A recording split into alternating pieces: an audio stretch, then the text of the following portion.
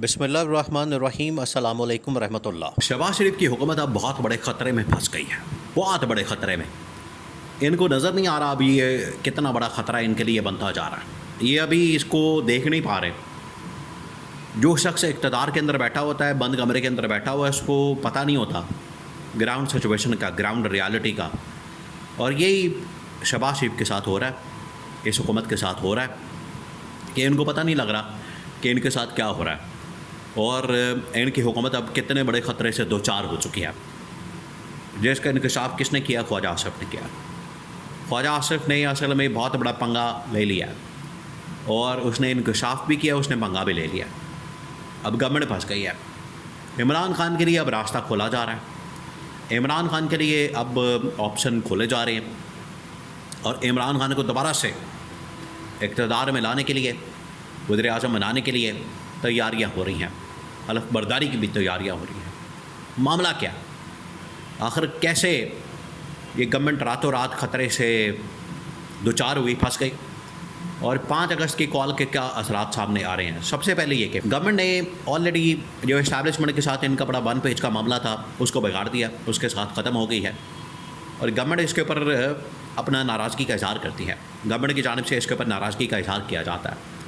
ये जो field marshal army chief की जो बड़ी बड़ी मुलाकातें हो रही हैं, अमेरिका के अंदर मुलाकातें, चीन के अंदर मुलाकातें, सऊदी अरब के साथ, यूएई के साथ, इनके सरबराहों के साथ मुलाकातें, और अब दोबारा से एक बार फिर से army chief general Asim Munir का जो दौरा है इस हवाले से अमेरिका का, उसके बाद यहाँ पर ख़तरे की घंटियाँ बज रही हैं। और नवाज़ शरीफ इनको समझा रहा है, नवाज़ शरीफ इनको बता रहा है कि तुम लोगों की स्पेस सारी उसने ले ली है, पावर सारी उसने ले ली है, मुलाकातें वो करता है, डीलें वो करता है, एग्रीमेंट्स वो करता है, सारे मामलात वो देखता है। तुम लोग ना 9 में ना 13 में छनगने लेके बैठे हुए वहाँ पर क्या कर रहे हो? तो ये नवाज़ शरीफ ने शहबाज शरीफ के ऊपर और उसकी काबीना के ऊपर सख्त तरीन तनकीद की। अपनी पार्टी के अंदर से ये तनकीद हो रही है। आप ज़रा इस बात को देखें, अपनी पार्टी के अंदर से उसका जो पार्टी का सरबराह है, जिसके नाम के ऊपर सारी पार्टी उनकी खड़ी है, वो नून लीग की पॉलिसी के ऊपर सख्त तरीन तनकीद कर रहा है। ये पहली बात। इस वजह से इस्टेब्लिशमेंट के साथ इनकी बिगड़ना शुरू हो गई है। इस्टेब्लिशमेंट के नॉलेज में आ गया कि किस तरीके से नून लीग इसके ऊपर अपना रिजर्वेशन दे रही है, अपना तहफ़्फ़ुज़ात का इजहार कर रही है, तहफ़्फ़ुज़ात शो कर रही है कि ये नून लीग के साथ हमें मसला हो रहा है। नून लीग की लीडरशिप के अंदर ये इस वक्त एक लहर पाई जाती है तशवीश की कि इस्टेब्लिशमेंट जो हमारे साथ कर रही है, इस्टेब्लिशमेंट ने हमें ला के बिठा के सिर्फ इस्तेमाल किया जा रहा है, बाकी सारे मामलात को डील कर रही है। तो इसके ऊपर नून लीग ने तहफ़्फ़ुज़ात का इज़हार किया, जिसकी वजह से इनकी बिगड़ गई है इस्टेब्लिशमेंट के साथ। दूसरा ये कि अवाम के साथ तो उनकी पहले दिन से थी नहीं। अवाम, आपको पता है, ना अवाम ने इनको वोट दिया, ना अवाम ने इनको सपोर्ट किया।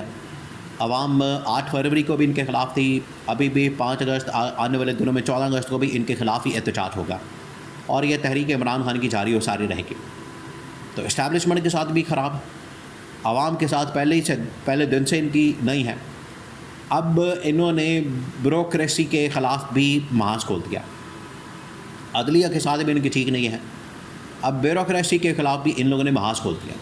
और महाज कैसे खोला गया? ख्वाजा आसिफ ने असल में एक बहुत बड़ी स्टेटमेंट दी, बहुत बड़ा बयान दिया, जिसकी वजह से पूरे पाकिस्तान के अंदर ये मसला पैदा हो गया। कारोबारी लोगों के साथ भी इन लोगों ने बिगाड़ दिया। आप देखिए, ये मलिक रियाज का मसला, मलिक रियाज का मामला, इसके बाद पाकिस्तान के अंदर जितने कारोबारी लोग हैं, ये हाउसिंग सोसाइटी वाले, इनके ज़रिए से पाकिस्तान में आपको पता है अरबों डॉलर्स की इन्वेस्टमेंट आती है, बाहर से लोग इन्वेस्टमेंट करते हैं। जब से ये मसला सामने आया मलिक रियाज का, बैरिया टाउन का, तो अरबों खरबों की जो इन्वेस्टमेंट होती है पाकिस्तान से बाहर, जो यहाँ पर आते हैं, वो अब बेच बूझ के यहाँ से निकलना चाह रहे हैं।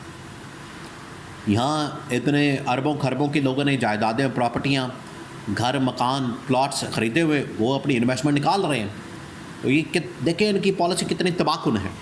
इनको इतनी अकल नहीं है कि एक शख्स के बुक्स में कि इमरान खान के ख़िलाफ़ अगर ये वादा माफ गवाह नहीं बनता, इसको पकड़ के इसके ख़िलाफ़ इक़दाम करो, उसकी वजह से चाहे मुल्क का पट्ठा बैठ जाए, मुल्क की इकॉनमी बैठ जाए। आप कारोबारी, इससे जो जितने कारोबारी तबकात हैं वो सारे परेशान हैं। उन्होंने सर पकड़ लिया है कि ये क्या कर रही है गवर्नमेंट, हुकूमत क्या कर रही है। तो कारोबारी लोगों के साथ भी बिगाड़ दिया और ब्यूरोक्रेसी के साथ भी बिगाड़ दी है। अब ख्वाजा आसिफ ने जहाँ पर ब्यूरोक्रेसी के साथ बिगाड़ के उनको कहा है कि ये सारे यहाँ पर लूटमार करते हैं। इन्होंने समझा हुआ है कि अपने शरीफ ख़ानदान की तरह, जरदारी ख़ानदान की तरह जिस तरह से वो लूटमार करते हैं, ठीक है, ब्यूरोक्रेसी के अंदर लूटमार है, तो आप उनके ख़िलाफ़ कार्रवाई करें, इक़दाम करें, कहानियाँ तो ना सुनाएं। ख्वाजा आसिफ ने जब ये बात की, ब्यूरोक्रेसी आगे से सीधी हो गई। उसने कहा कि ख्वाजा आसिफ पहले अपना ख़ानदान का, अपने पार्टी के ख़ानदान का एहतसाब करें, उनका हिसाब दे, तब हमारी तरफ आए। तो ब्यूरोक्रेसी के ख़िलाफ़ भी इन लोगों ने बिगाड़ दी है महाज खोल के, उधर भी ये फ़ारग हो गए। तो अब ये गवर्नमेंट चलने वाली नहीं, जहाँ पर इसने अदलिया के साथ, इस्टेब्लिशमेंट के साथ, अवाम के साथ और बची कुची ब्यूरोक्रेसी के साथ, उसके साथ भी बिगाड़ दी है। तो अब ये बिल्कुल साइड लाइन हो गई है, थोड़ा लाइन लग गई है। अब गवर्नमेंट के पास कोई ज़्यादा स्पेस नहीं बची। और ख्वाजा आसिफ को कहा गया है कि ये अपना स्टेटमेंट वापस लो, ये अपना बयान वापस लो, ये जो तुमने ट्वीटें की हैं, बयान दिया है, स्टेटमेंट दी है, इसको वापस लो। ख्वाजा आसिफ आपको पता है वो इस तरह का रंगबाज किस्म का आदमी। उसने कहा कि मैंने स्टेटमेंट वापस नहीं लेनी, मेरा आप इस्तीफ़ा ले लें। इस्तीफ़ा मैं देने को तैयार हूँ, लेकिन स्टेटमेंट वापस लेने के लिए मैं तैयार नहीं, ये उसने कह दिया। तो ये पहला जो इस्तीफ़ा है, ये बारिश का पहला खतरा साबित हो, पहला खतरा। इसके बाद फिर बारिश शुरू हो जानी, और कतरों की और ये इस्तीफ़ों की बारिश शुरू हो जानी, और ये फिर उसके बाद सिलसिला नहीं रुकना। ये आखिरकार जाके कहाँ ख़त्म होना है? ये ख़त्म होना है फिर शहबाज शरीफ के ऊपर। फिर शहबाज शरीफ का इस्तीफ़ा आना, शहबाज शरीफ के इस्तीफ़े के अलावा फिर कोई नहीं रास्ता बचना। तो ये इन्होंने ख़ुद ही अपने पाँव पर कुल्हाड़ी मारी है। करप्ट तो है ही, नालायक भी है, नाअहल भी है। तो जब आप नालायक, ये बिल्कुल ऐसे बांदर के हाथ में माचिस पकड़ा देना, वो तो फिर पूरे जंगल को आग लगा देगा, वो तो नहीं छोड़ेगा। ये इनके साथ यही हुआ, इनके हाथ में हुकूमत पकड़ा दी है, अब ये तबाही और बर्बादी फेर रहे हैं। जो थोड़ा बहुत कारोबारी तबका बचा था वो भी इन्होंने मलिक रियाज के ऊपर हमला करके वो भी तबाह बर्बाद कर दिया। जो थोड़ी बहुत प्रॉपर्टी के अंदर लोग इन्वेस्टमेंट करते थे वो भी पट्टा बिठा दिया। हर इस वक्त हाउसिंग सोसाइटी परेशान है, डर गई है, खौफजदा है कि हमारे ऊपर अब हाथ ना आ जाए।